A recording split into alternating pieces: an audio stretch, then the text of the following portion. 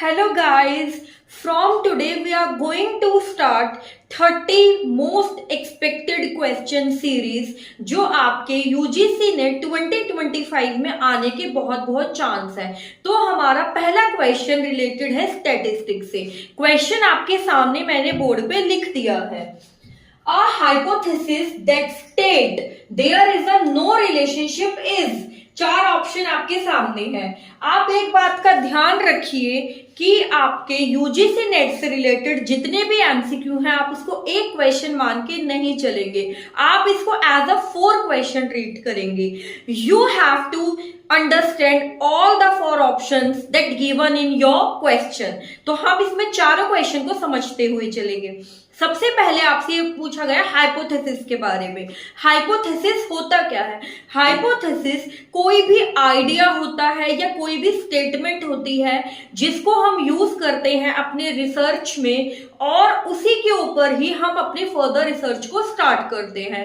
तो basically hypothesis is a initial step in your research.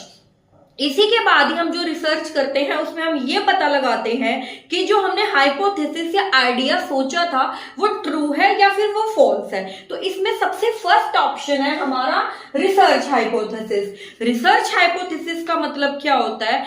ये एक क्लैरिफाइड, स्पेसिफिक या फिर टेस्टेबल स्टेटमेंट होती है जिसका यूज किया जाता है दो वेरिएबल्स के बीच में एक्सपेक्टेड रिलेशनशिप को फाइंड आउट करने में। जो मैं वर्ड्स बोल रही हूं वो आपको वर्ड्स याद रखने हैं।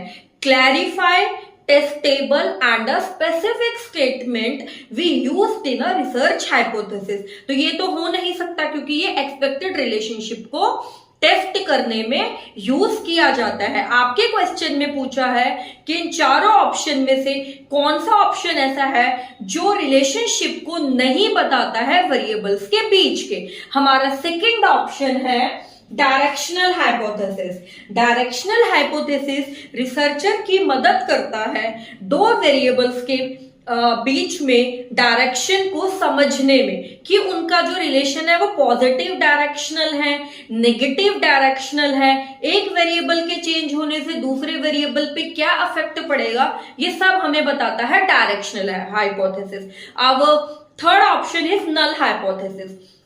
नल हाइपोथेसिस हमें किस बारे में बताता है? ये बता रहा है अगर हमने जो स्टेटमेंट एज अ हाइपोथेसिस या जो आइडिया हमने चूज किया था, सपोज दैट अगर वो आइडिया या वो स्टेटमेंट ट्रू हो जाती है तो उसके ट्रू होने पे कोई भी वैलिड रीजन नहीं है, this is just by chance. तो ये आपके वेरिएबल्स के रिलेशनशिप को नहीं बताती है। ये ट्रू कैसे होती है? Just by chance. तो आपका इसमें करेक्ट आंसर है null hypothesis. Okay guys, null hypothesis is correct answer. Positive hypothesis क्या होता है? जो दो वेरिएबल्स के बीच में पॉजिटिव रिलेशनशिप को बता रहा है। एक वेरिएबल बढ़ेगा दूसरा भी बढ़ेगा, एक वेरिएबल घटेगा तो दूसरा वेरिएबल भी घटेगा। ठीक है, क्वेश्चन रिलेटेड है मार्केटिंग से। इसमें आपसे पूछा गया है कि इन चार ऑप्शन में से कौन सा ऑप्शन ऐसा है जो मार्केटिंग के 4P में यूज नहीं होता। तो हमारे 4P क्या है? Product, price, place, promotion. तो उस हिसाब से people not included in 4P। इसमें एक क्वेश्चन और बन सकता है कि 4P किसने और कब इन्वेंट किए हैं? 1960 में इन्वेंट हुए हैं मैक कार्थी के थ्रू। अब इसमें एक 7P का कॉन्सेप्ट भी आता है। 7P के अंदर ये 4P तो इंक्लूड है ही है, उसके साथ क्या इंक्लूड है? People, process and physical evidence. तो ये बात याद रहेगी कि पीपल इंक्लूड है 7P में, 4P मैंने आपको समझा दिया है। और हमारा थर्ड क्वेश्चन है वो रिलेटेड है आपका ह्यूमन रिसोर्स मैनेजमेंट से और टॉपिक क्या है? Performance appraisal. आपसे क्वेश्चन में ये पूछा गया है कि इन चार ऑप्शन में से कौन सा ऑप्शन ये है जो परफॉर्मेंस अप्रेजल के टाइम हम मेथड यूज नहीं करते हैं। तो परफॉर्मेंस अप्रेजल का मतलब क्या होता है? परफॉर्मेंस अप्रेजल एक प्रोसेस है जिसके अंदर हम अपने एम्प्लॉयज की परफॉर्मेंस को देखते हैं और उसके बेसिस पे हम उन्हें प्रमोट करते हैं या फिर उनमें आने वाली स्ट्रेंथ और वीकनेस को एग्जामिन करके उसको इंप्रूव करने की कोशिश करते हैं। वीकनेस है तो you will improve the weakness, और अगर स्ट्रेंथ है तो उसके बेसिस पे यू विल प्रमोट दैम। तो इसका फर्स्ट ऑप्शन है एमबीओ। एमबीओ का फुल फॉर्म क्या है? Management by objective. और इसको किसने दिया था? पीटर ड्रकर ने। सबसे पहले इसके बारे में किसने बात की थी? पीटर ड्रकर ने। ये क्या होता है? कोई भी ऑर्गेनाइजेशन कुछ स्टैंडर्ड्स को सेट करती है और वो देखती है क्या मेरे एम्प्लॉयज उन स्टैंडर्ड्स के अकॉर्डिंग काम कर पा रहे हैं। अगर वो स्टैंडर्ड से ज्यादा अच्छा काम करते हैं तो they will promote their employees, otherwise they find out the weakness and try to improve this weakness. Okay, second है 360 डिग्री अप्रेजल। ये एक मॉडर्न मेथड है जिसके अंदर ओवरऑल डेवलपमेंट पे ध्यान दिया जाता है। आपकी कंपनी के जो कंपनी के अंदर के लोग हैं या कंपनी के बाहर के लोग हैं, वो आपके एम्प्लॉयज को के बारे में आप बताएंगे और आप उसके बेसिस पे देखेंगे, चाहे वो आपके क्लाइंट्स हो, चाहे वो आपके एम्प्लॉयज हो, चाहे वो आपका मैनेजर हो, या कंपनी में रहने वाले या कंपनी के बाहर के कोई भी लोग, वो सब देखेंगे कि वो पर्टिकुलर एम्प्लॉय कितना एफिशिएंटली वर्क कर रहा है। सेकेंड है वेस्टिबुल ट्रेनिंग। वेस्टिबुल ट्रेनिंग क्या है? ये परफॉर्मेंस अप्रेजल का मेथड नहीं है, ये on the job training process है। इसके अंदर जो आपका एम्प्लॉय होता है, हायर्ड एम्प्लॉय होता है, हम उसको ये बताते हैं कि आप अपनी कंपनी के रूल्स एंड रेगुलेशन को कैसे फॉलो करेंगे and how to manage the problems which will you face इन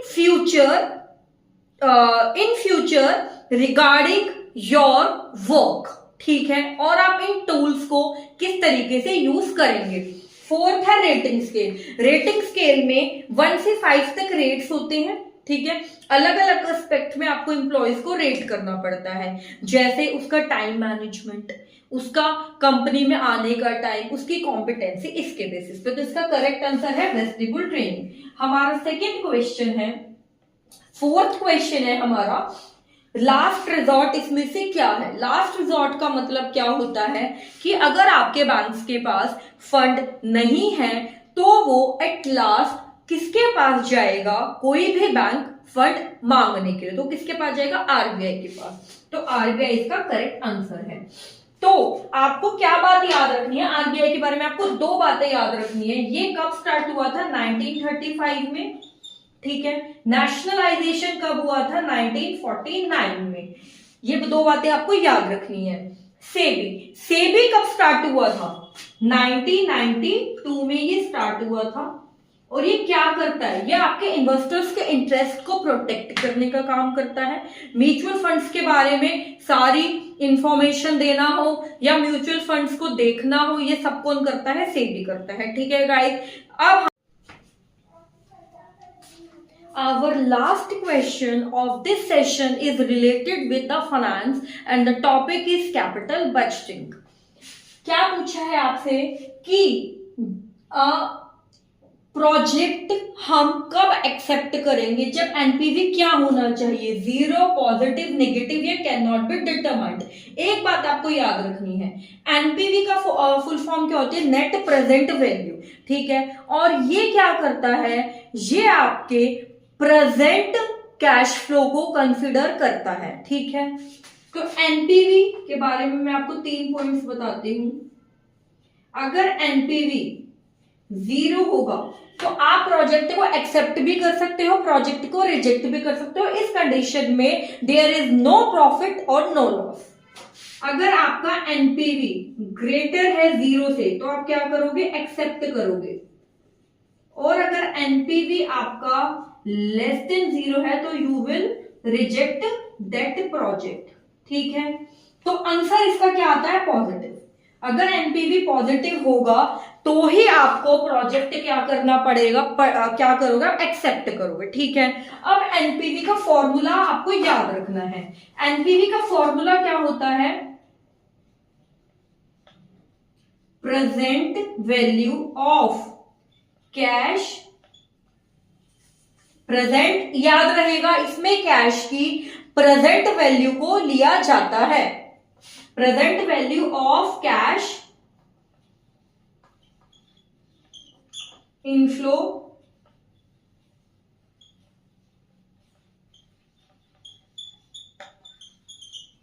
ये इसका फॉर्मूला होता है।